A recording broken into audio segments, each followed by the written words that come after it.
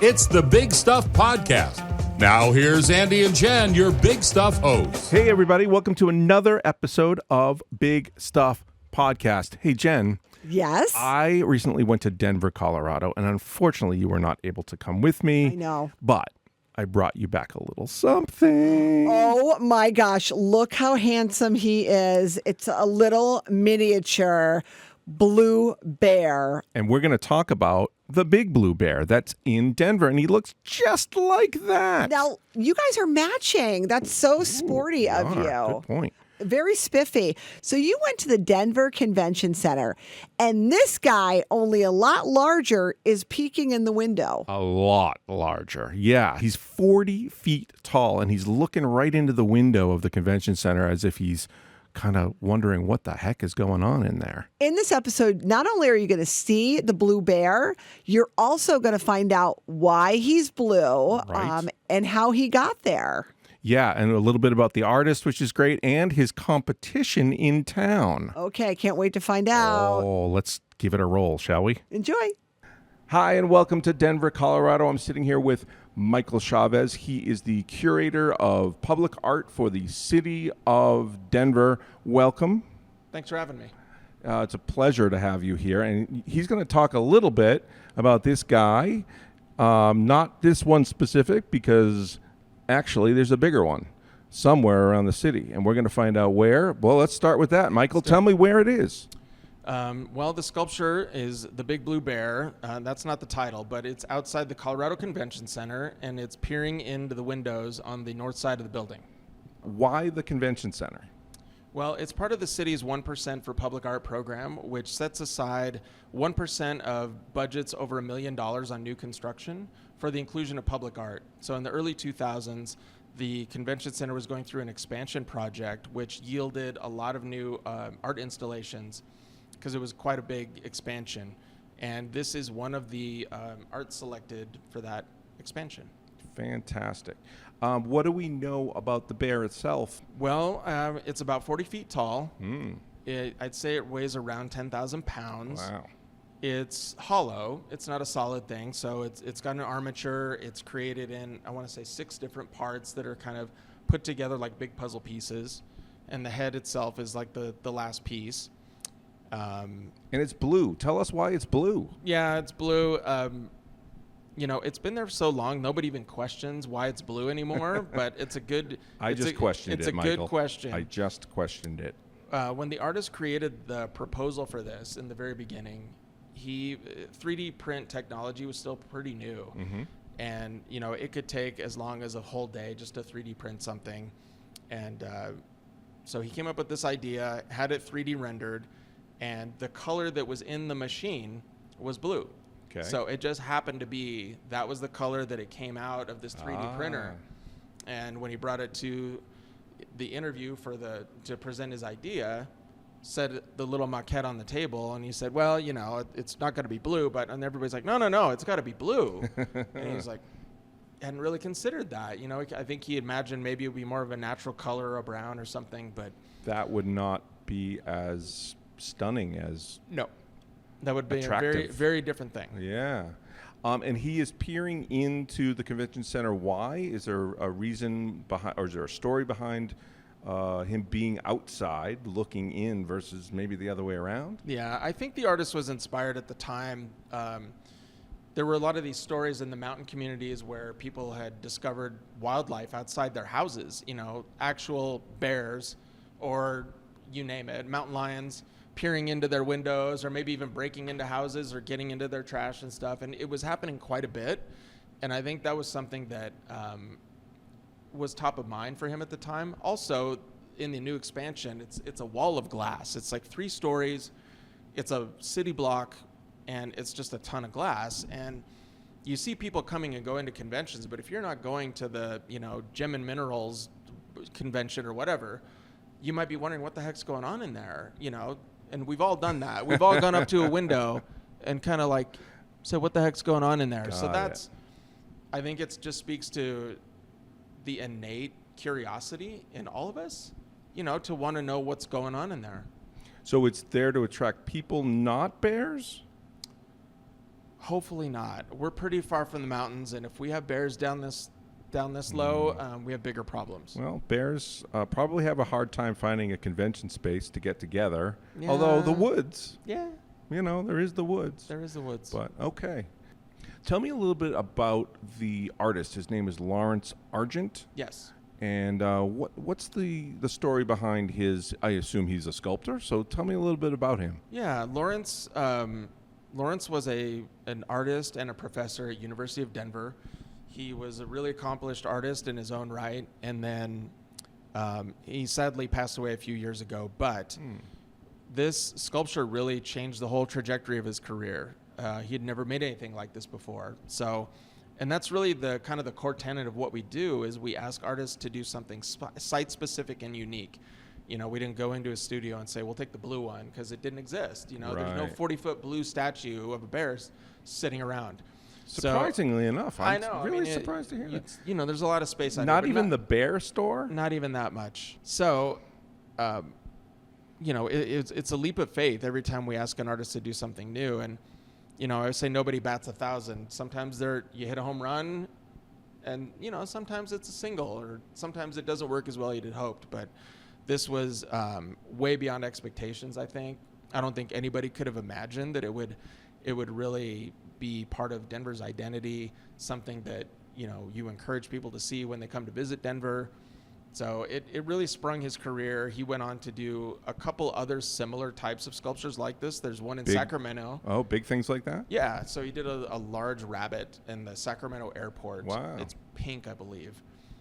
And then he did a giant panda in China that's kind of like dangling off the side of a building. Wow. And it's in a similar style of this kind of like faceted surface, kind of geometric surface, but it changed his whole life. I think that's what I love most about our program is kind of launching art careers that way, so people can make a living doing what they love. And if it's big, we're interested. Right. So when they installed this, were they hoping to maybe get some more conventions talking about bears? Was that the real reason they put it up? More conventions about bears, bear keepers, bear traps, bear food, bear awareness. And that bear dollar, you can tap into that big bear. You want to get into that dollar. bear market. Yeah, bear market. Yeah. So good, Michael. You're great at playing this game. I really appreciate it. It's lovely. But it does help with conventions, no doubt. Whenever there's a new convention, they want to interact with it. We're not really one to dress it up, Sure. There have been, you might go to other cities and see like in Chicago, they'll put a Chicago Bears helmet on the lions outside the Art Institute, or people have wanted to put a Bronco jersey on him. Sure. And we're just, once it's a slippery slope. Yeah. So we don't really do that. But it is art after all. Yeah. There's a fine line between silly and okay, we're not going to make too much of that out of it. Sure. But conventioneers love to take photos of it, especially on the inside of the building. That really is kind of the sweet spot to see it, because you can see it at eye level from inside the convention center. Okay, that's great. Michael, tell me a little bit about the public reception of the bear when it was first erected and right up to modern day. I think generally speaking, most people really love the bear. It's like this big lovable thing. You want to give it a hug. It's one of those things that when somebody comes to Denver, I definitely want to encourage people to see it. But I wouldn't make the assumption that everybody loves it. There are definitely people that don't love it. And if there's another thing I want people to see, if you fly into Denver International Airport, the Mustang is the other blue sculpture, the big blue sculpture in Denver that you must see. Now, you can only see it when you're driving down the highway, but it's similar scale. It's about 40 feet tall. It's a blue Mustang that's rearing up. It has blood red eyes that are lit from the inside. And so Denver kind of has this dichotomy of big blue animals, and they're both kind of on their hind legs with their kind of front legs up. So it's kind of, there's a lot of dichotomies. There's good and evil. People call the Mustang Lucifer.